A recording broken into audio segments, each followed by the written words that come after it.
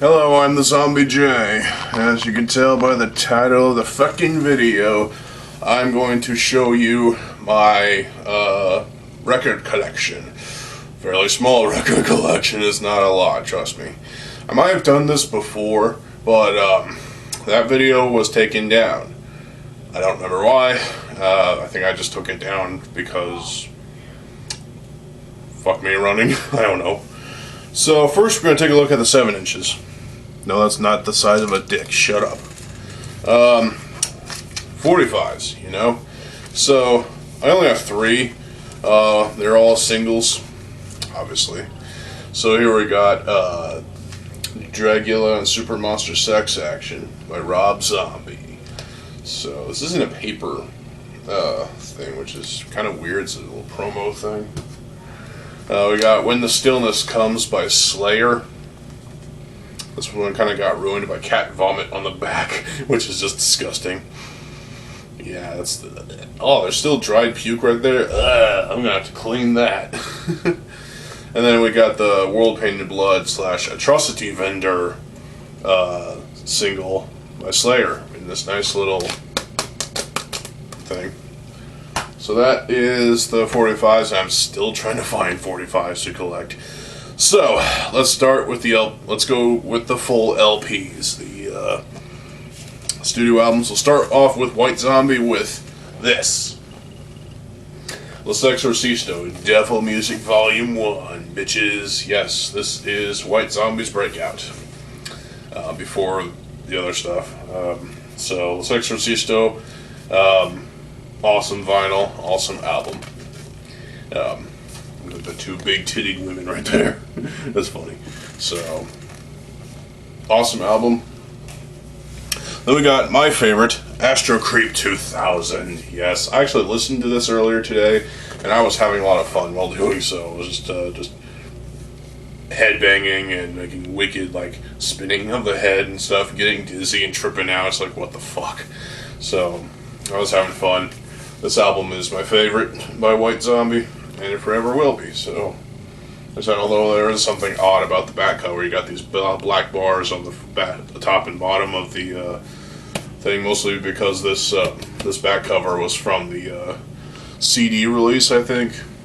I don't know how else they could have done it. Maybe cut it down slightly. I don't know. Point is, that's how they did it, and it is what it is, and what it is what it is. What the fuck? Then we got Rob Zombie's Hellbilly Deluxe. My grandmother bought this for me, and it's in a gatefold, but it's 1 LP, so that's pretty awesome. My favorite Rob Zombie album on vinyl. Got another Rob Zombie album, but it's a double gatefold LP. This time it's Zombie Live. Zombie. I got the CD still, and yeah, the CD is well, let's just say it was from Walmart. So, of course, it's going to be censored. Where this is explicit. Then we got some records that I got from my father. Black Sabbath. Well, yeah. So here we got, these are the NEMS issues of the Black Sabbath albums. This is self-titled, obviously. And Paranoid. So, yeah. So, he didn't have the Master of Reality NEMS press, which is basically what I got here. So, ended up giving me the other 4 albums that were done by NEMS. And this is a single press, or a single, it's not a gatefold. I wonder if Sabotage was issued by NEMS as well, but whatever. This is my favorite Black Sabbath album.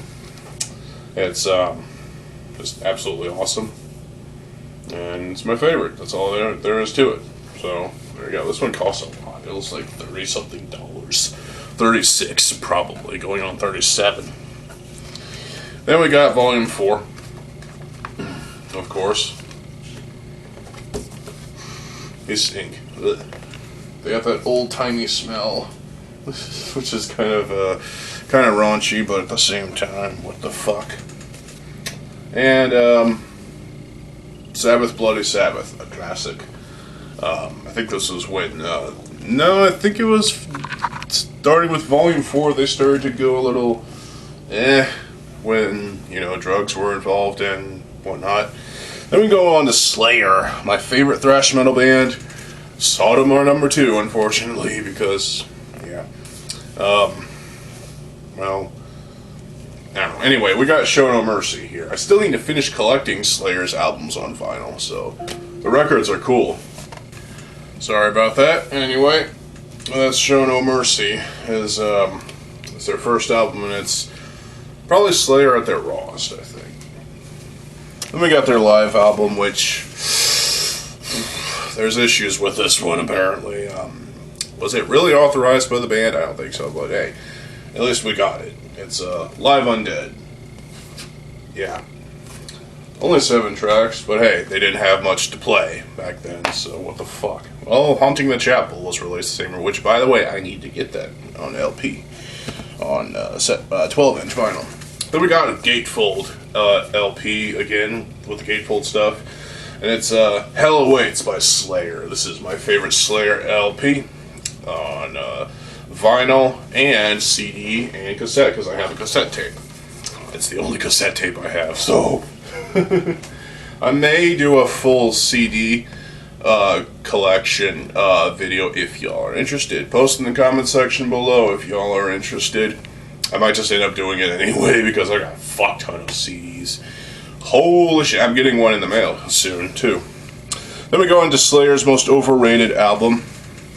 Yes, Rain and Blood. It is overrated, you can't deny it. But it is a great album, so it's not their best, but it's certainly their most overrated, but at the same time, it's still an enjoyable, historic piece of record. Then we got South of Heaven. This is where they diverted a little bit, but it was still heavy as hell. So, great album.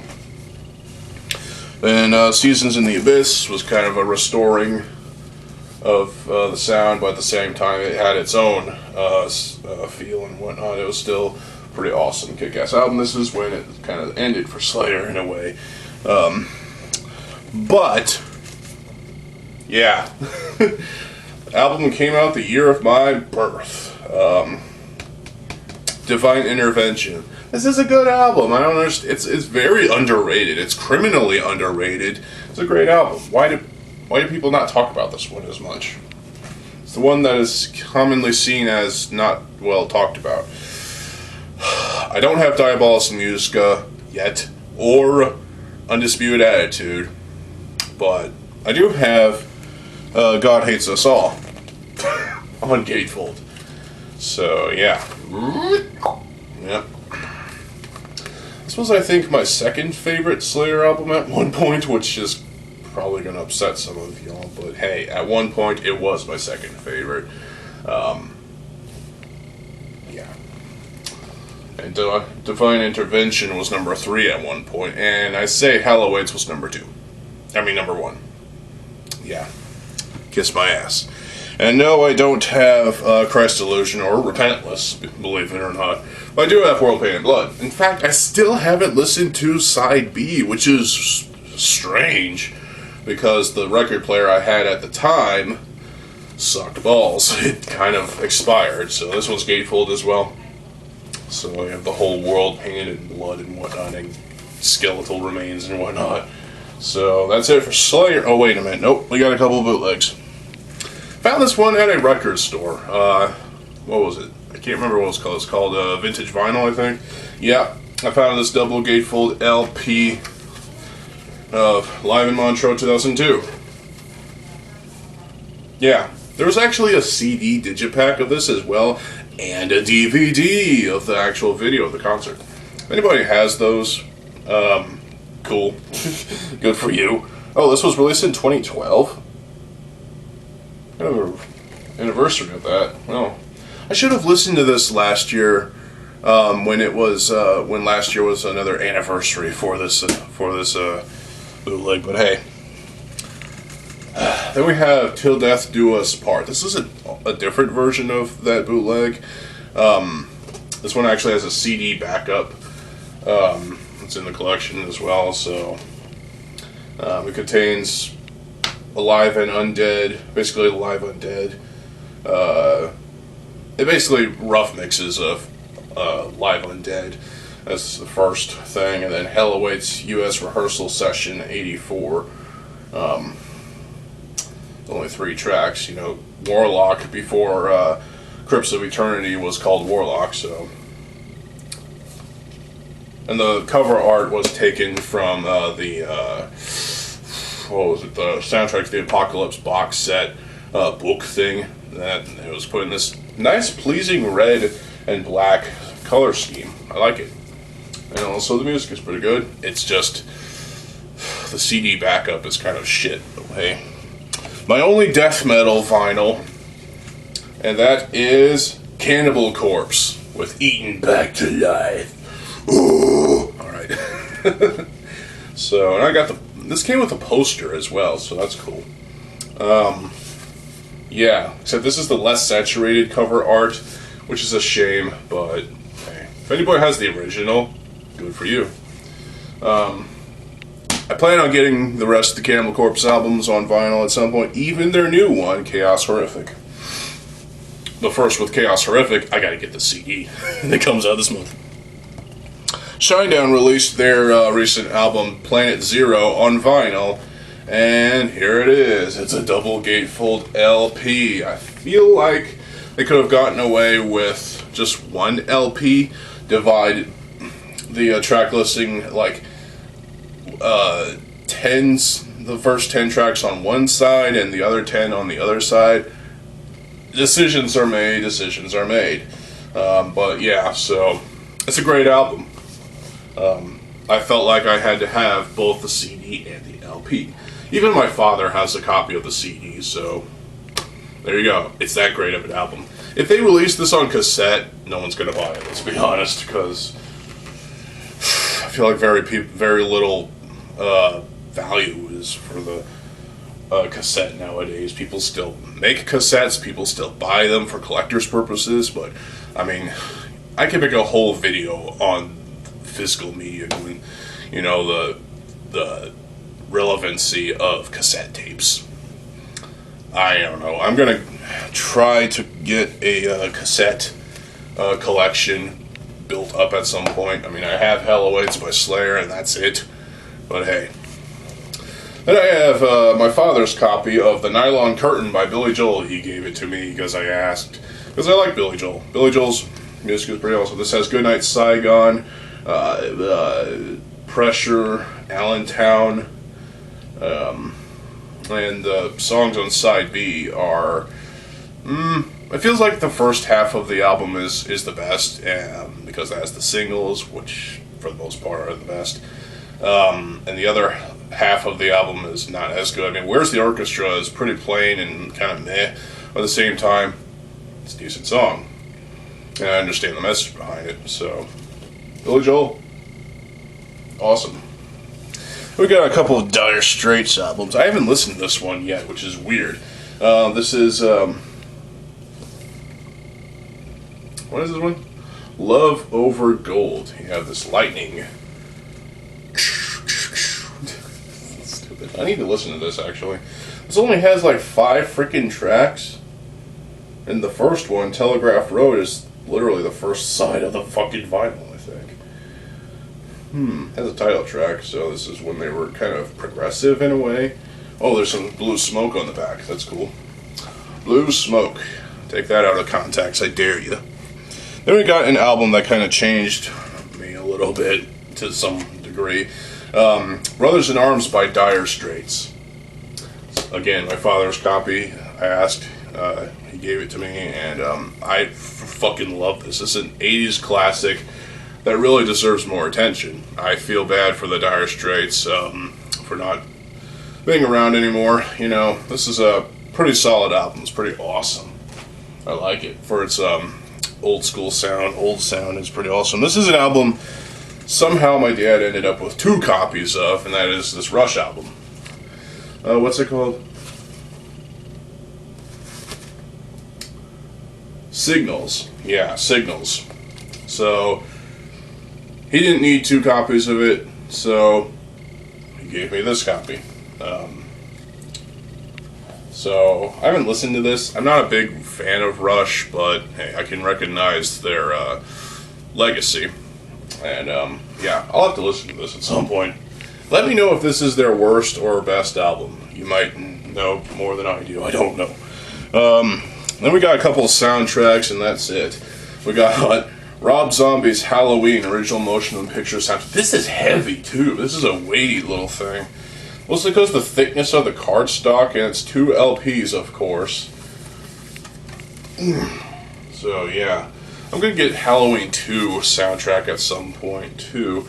But this is a thick boy, you know. This was a thick one. It's hefty, and wow. Yeah. So wow. I am happy to have this. It was done by Waxworks, and they did some other Rob Zombie related soundtrack or vinyl stuff. This is cool. And finally, my father's old copy of Star Wars: A New Hope soundtrack. It's also a double gatefold LP. So stinks. You see there's Darth Vader on the back. It doesn't have a track listing, which is dumb, but so you can look that up on Wikipedia or whatever. Actually, it probably has the track listing on the vinyls, I don't know. Anyway, and that's it. That's all my vinyl. So, yeah. Alright. So that is my entire vinyl record collection. Some I've inherited from my father. Well, pretty most of this I got fresh over the past 10 years, I think.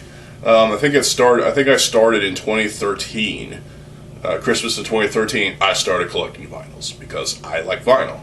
I felt like expanding from. I felt like as a collector of CDs, I felt like expanding my collection to, you know, things like vinyl records.